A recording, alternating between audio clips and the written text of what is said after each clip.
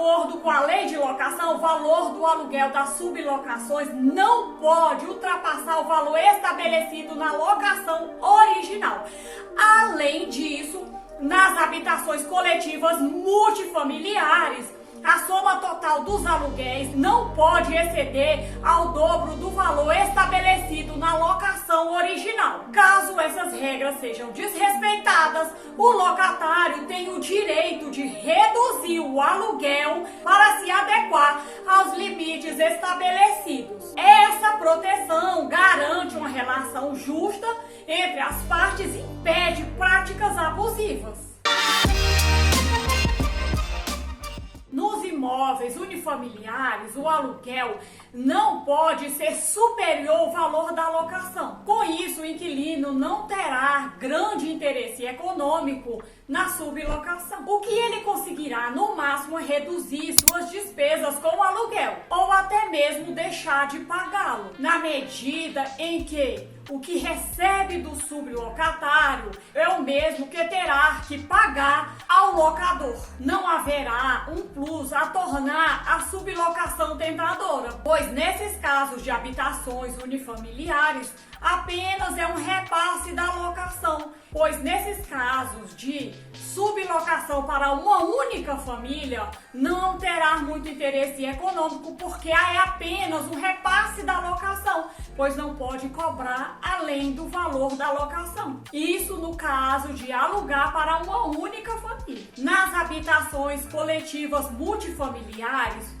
a soma dos aluguéis não pode exceder ao dobro do valor da locação. Nesses casos, se justifica o valor em dobro porque o sublocador, que é o locatário do locador, tem despesas com administração e conservação do imóvel. A limitação ao dobro do valor do aluguel visa impedir abusos. Não é fácil cumprir a lei. É frequente nesses casos que o sublocador não faça contrato escrito e não forneçam recibos do pagamento do aluguel. Muitos sublocadores podem negar fornecer ao sublocatário o recibo do pagamento do aluguel ou forneça o recibo com o valor inferior ao que realmente foi pago. Uma grande novidade foi trazida pela lei de franquia empresarial de 2019, que admite que o valor do aluguel pago pelo franqueado ao franqueador, no caso da sublocação, poderá ser superior ao valor devido ao locador pelo franqueador. A lei estabelece que o valor do aluguel pago a maior ao franqueador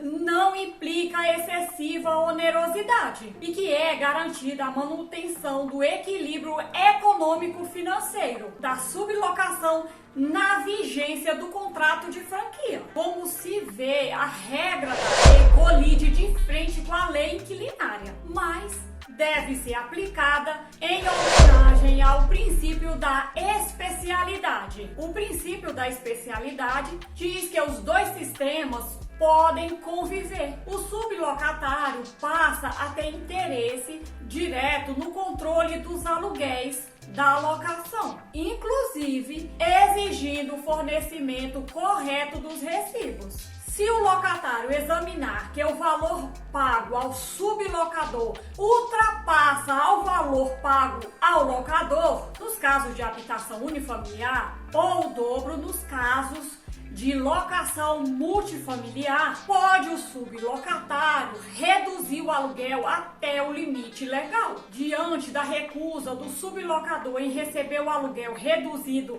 até o limite legal, outro caminho não resta ao sublocatário senão depositar em juízo através da ação de consignação em pagamento. O sublocatário pode exigir do locador e do sublocatário informações quanto ao valor do aluguel ajustado para a locação, para que o sublocatário possa conferir que o sublocador está cobrando o aluguel de acordo com os limites legais. Diante da recusa do locador ou do sublocador, ou de ambos, cabe ao sublocatário entrar com uma medida cautelar de exibição de documentos. Até porque o sublocatário não terá outro recurso para verificar se o valor estabelecido na lei está sendo respeitado pelo sublocador. A única maneira que o sublocatário tem para saber se está sendo respeitado o limite legal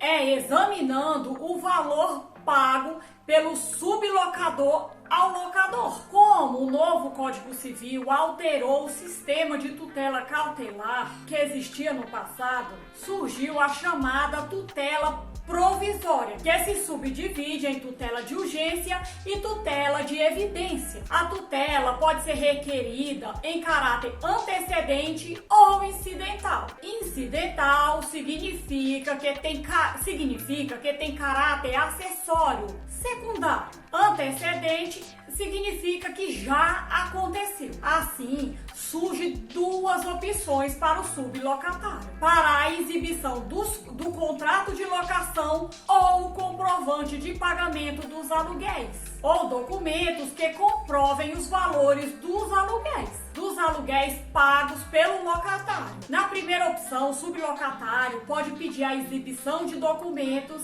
em caráter antecedente e depois a dita inicial para a proposição principal, unificando os processos. A segunda opção, o sublocatário pode ajuizar a ação principal e pode reclamar a exibição de documentos em caráter incidental. Aumentou o aluguel da locação, seja por sentença, seja por acordo das partes, também pode aumentar o valor do aluguel das sublocações na mesma proporção, para que se restabeleça a locação, para manter o equilíbrio na locação. Veja essa pergunta muito interessante. Pode o locador aumentar o valor da locação após conferir que o sublocatário está cobrando valor acima do que ele está pagando para que se estabeleça a proporção na locação? A resposta é não, pois o objetivo da lei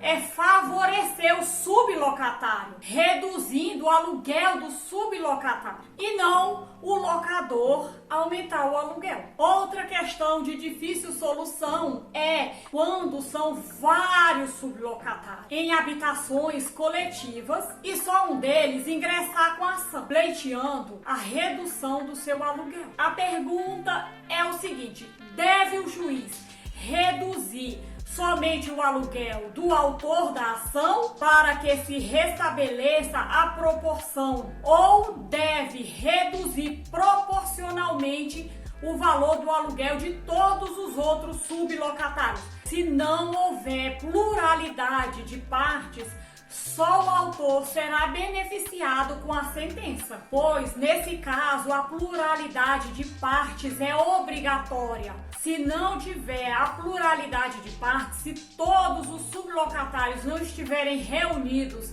na ação ajuizada, só o autor da ação será beneficiado. Me diz nos comentários o que você achou. Se você tem dúvidas, também deixe nos comentários.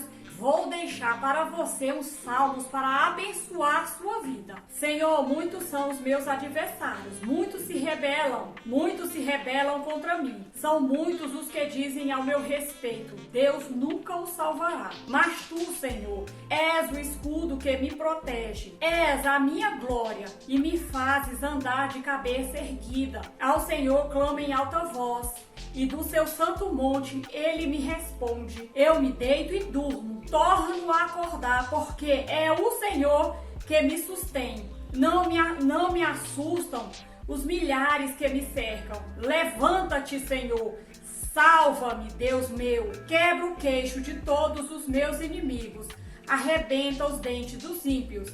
Do Senhor vem o livramento, a tua bênção está sobre o teu povo. Medite sobre esses salmos, e se você tem dificuldade de dormir, de descansar, leia ele antes de dormir. Não se esqueça de se inscrever e compartilhar com um amigo. Deus te abençoe e até o nosso próximo vídeo.